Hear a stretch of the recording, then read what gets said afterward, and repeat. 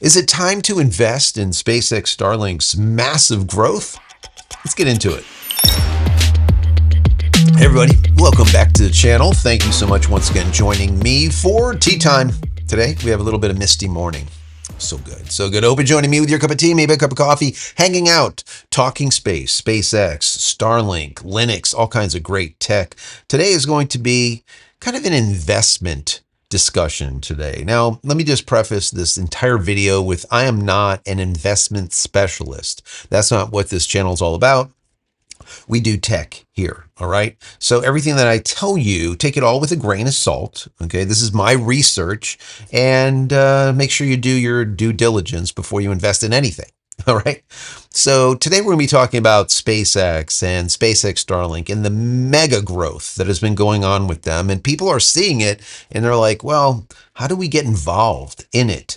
And I've been reading some articles lately from the Wall Street Journal, from here, there, and elsewhere, and they're talking about means of getting involved with SpaceX Starlink and their growth, but through a pre-IPO, and what you need to do or what can you do to be able to do it. And I did some research on this, and I want to tell you what is kind of valid and what is not, what would work and what is just really kind of shady. Now, if you don't know, they have grown to this massive valuation. In the last 6 months, I think they're up to, I think it's $400 billion. $400 billion. That's like a 14% increase in the 6 months. It's just nuts, absolutely nuts. This is a privately held company that is exploding.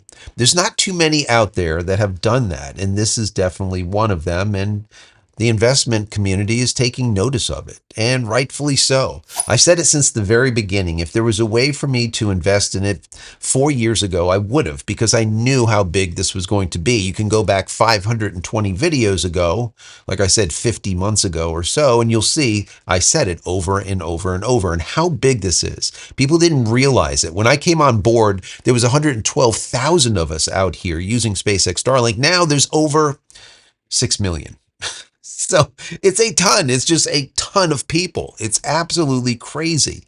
6 million globally using SpaceX Starlink. And the thing is, it's not just like users like you and I. It is like military. It's governments. It's nations. It's everyone. Absolutely amazing. SpaceX Starlink is like ubiquitous with all space satellite communications, period. It is the one that is the one. It is the one. There is nothing else like it. I mean, there is OneWeb out there that has like 600 and some satellites.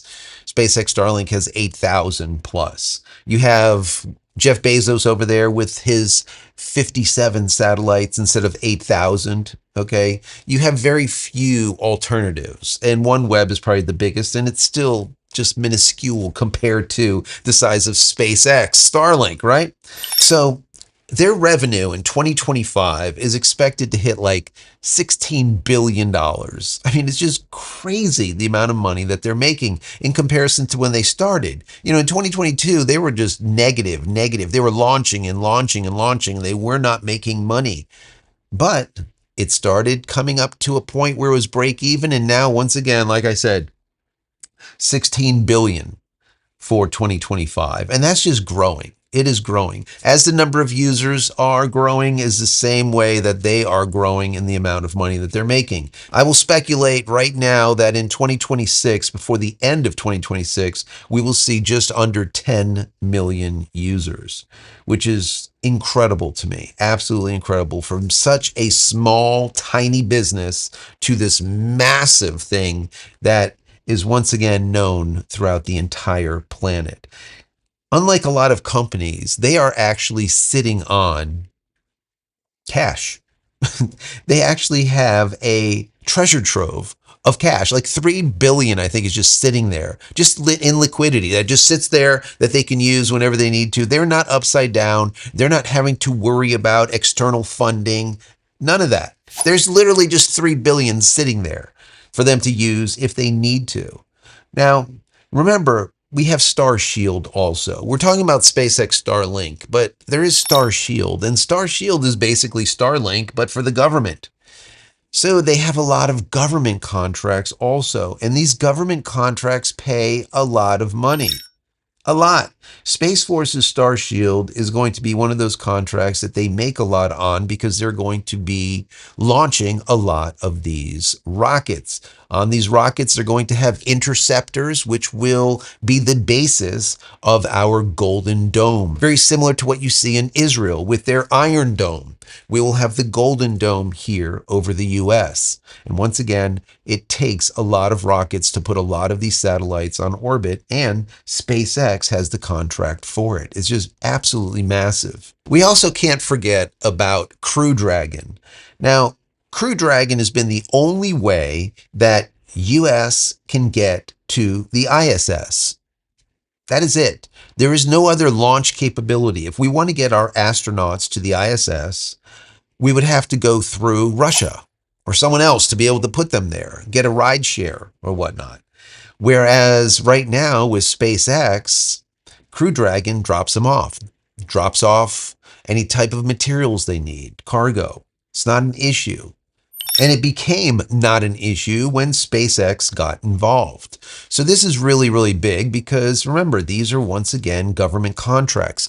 Even though we give SpaceX a lot of money through SpaceX Starlink, government contracts are massive. They are extremely, extremely lucrative, and they have a really good relationship with the government. I've said this in the past. I look at SpaceX and the government as a symbiotic relationship. They both need each other. The government needs SpaceX to be able to put those satellites on orbit, put our people on orbit, right? They absolutely need them because there's no one else that can do it as of right now.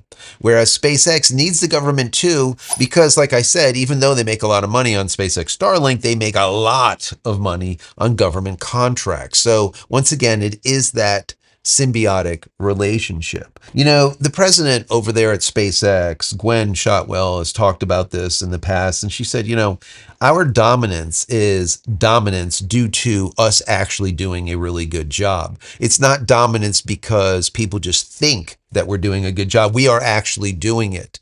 Now, we see like Starship blowing up now, what is it, 3 times in a row, plus the 4th on the ground. So there are problems, but they work through these problems. Whereas with the Falcon 9, that thing is a workhorse. That thing is delivering Starlink satellites on orbit every single other day, every third day, either from the West Coast or from the East Coast, where I am in Florida, from the Space Coast. So this is happening weekly or bi-weekly, and that's why the number of satellites are just growing like exponentially.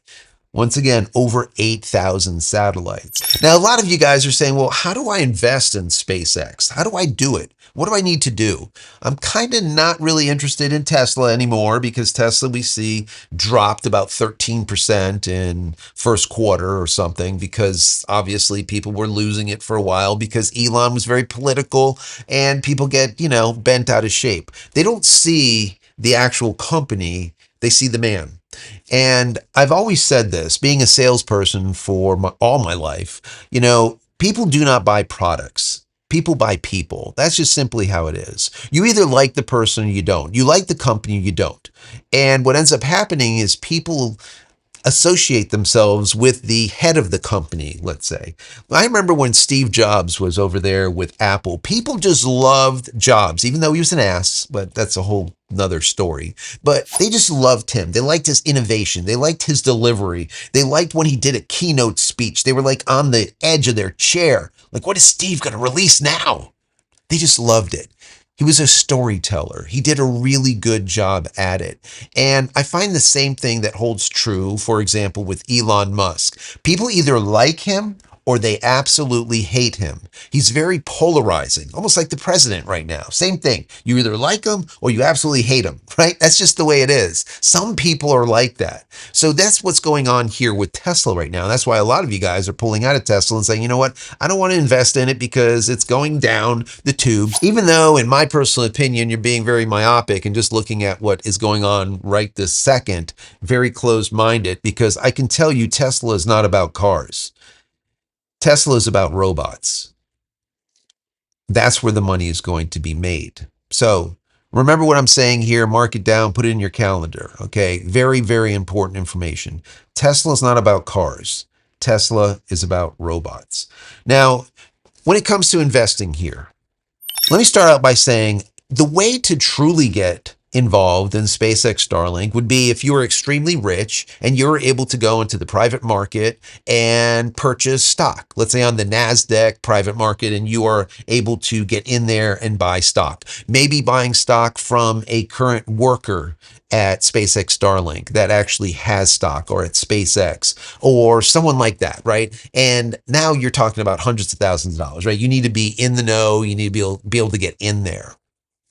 Not a lot of us are accredited investors to be able to do that, where you can go on to like pre-IPO markets and be able to make purchases like Forge Global, or what is it, Hive and Equity Zen and all the rest of these. But you can't do it, right? So what is the next best thing that you can do? Now, I was reading a couple of articles and they were talking about people investing in a digital fund, like a token-based means of investing in SpaceX Starlink or SpaceX in general. And I reviewed this. I said, okay, let's see what this is all about. And I wrote down some notes here, and just to see like how this would work, and would it work? Is this something that would be right for you? Investing once again in a digital type of currency, a digital token, a blockchain, to be able to become invested in SpaceX or SpaceX Starlink. So how does it work? And why are they saying that you should do this?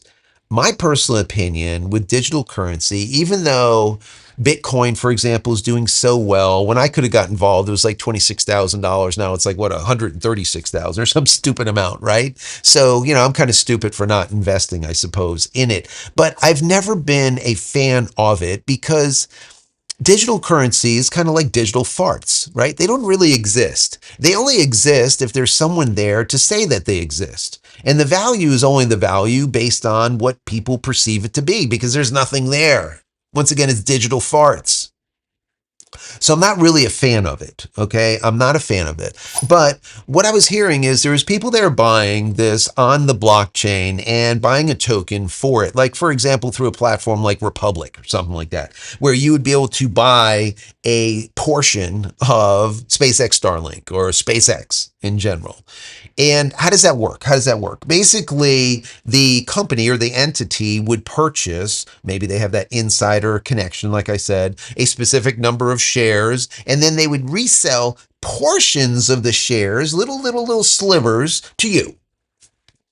The problem with this whole thing is, for example, if you were to invest $10,000 in this token, this tracking token, right? The SpaceX tracking token, and it went up to like $100,000, for example. So you invested 10 grand and it went up to 100,000. You're like, yeah, that's great.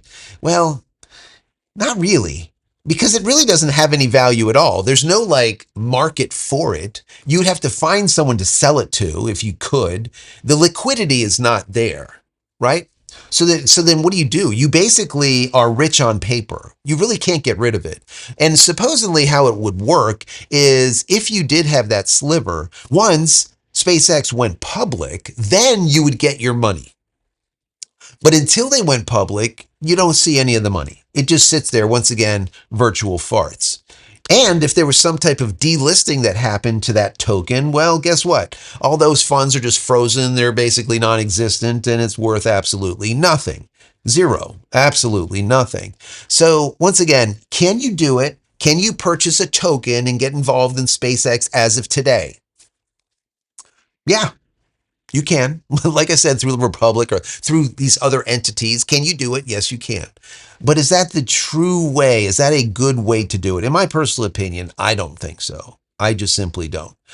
If you want to get involved in SpaceX specifically, there are some funds out there. A perfect example is, now do your research, okay? A perfect example is the ARK Venture Fund. ARK Venture, I think it's Kathy Wood that is running it. And I believe 13 or 14% of the portfolio is SpaceX stock. So that is a good way to get involved. Once again, it is through like an ETF. It's through a fund. Okay, a mutual fund, let's call it, right? Funds are pretty good because for the most part, they are pretty steadfast and it's actual money. So you could take that fund and give it to your kids and you know the kid's going to have the fund, right? Whereas with digital farts, you take the digital farts, you give it to your kids and then they lose the password or it's just absolutely worth nothing, right? You just never know. Now there's a couple other ones I wrote down. Destiny Tech 100 Fund, which is DX, YZ, also X over or X OVR ETF is another ETF that is kind of tracking on SpaceX or has a portion of SpaceX funds built into it. There's other ones. Do, once again, your due diligence, look them up. But in my personal opinion, when you read these articles about investing in SpaceX, because it's booming now and everyone's excited about it, and that's when you need to be leery, right? That's when all of the snake oil salesmen come out and they come out just in droves and they're out right now selling tokens. Okay. If you want to buy tokens, buy them. In my personal opinion, I wouldn't invest in them. If I want to invest in SpaceX, I would just go straight through an ETF, some type of fund that is heavily invested already in space, in SpaceX, in Starlink, or whatever. That's my personal opinion. What say you? What do you think? What would you do? Is it something that you're interested in? Maybe you're a person that understands how valuable Tesla is going to be in the future. Once again, not because of cars, but because of robots. What do you think about that? Are you sticking with Tesla? Are you dumping Tesla? Are you buying more Tesla? What are you doing? I want to hear from you down below. Once again, this isn't a financial channel, right? Everything I tell you, take with a grain of salt. I'm just giving you my opinions based on these articles that I'm reading. And hopefully people don't end up getting involved in this highly risky, non-liquid asset, right? With no guarantees of exiting either. You buy the token, then you can't even get out of it. You have 10K and now all of a sudden it's worth 100K and guess what? It's only on paper. Once again, digital flatulence. Anyways, guys, down below, I want to hear from you. If you enjoyed this, throw the video a thumbs up. Don't forget to share with your friends, family, colleagues, wherever. Also, if you have not subscribed as of yet, consider doing so. If you have, thank you. I appreciate that. Click this little button over here so when I go live or when a new video comes out, you'll be notified of it immediately. And if you want more SpaceX Starlink specific content, I have over 500 videos for you. I think it's like 520, 525 now. It's a lot. Click here. Take a look at that playlist. There's a lot of helpful how-tos, tips, tricks, what to do, what not to do, what to buy, what not to buy, and of course the why behind all of it. As I always say, this channel is about the why, not just the how. Not just the how, guys. If you want to give back to the channel, I would appreciate that. There's a little thanks button over here. Click on that, give $1 or $2 if you like. If not, it's perfectly fine. Consider becoming a member of the channel. That would be even better. And finally, pick up some of my merch. Go to JCristina.com/shop. Once again, JCristina.com/shop. If there's something there that you like, pick it up. Help support me and my family. Many blessings to you and your family. Stay safe, stay healthy, stay connected, and stay digital flatulence free. Take care, guys.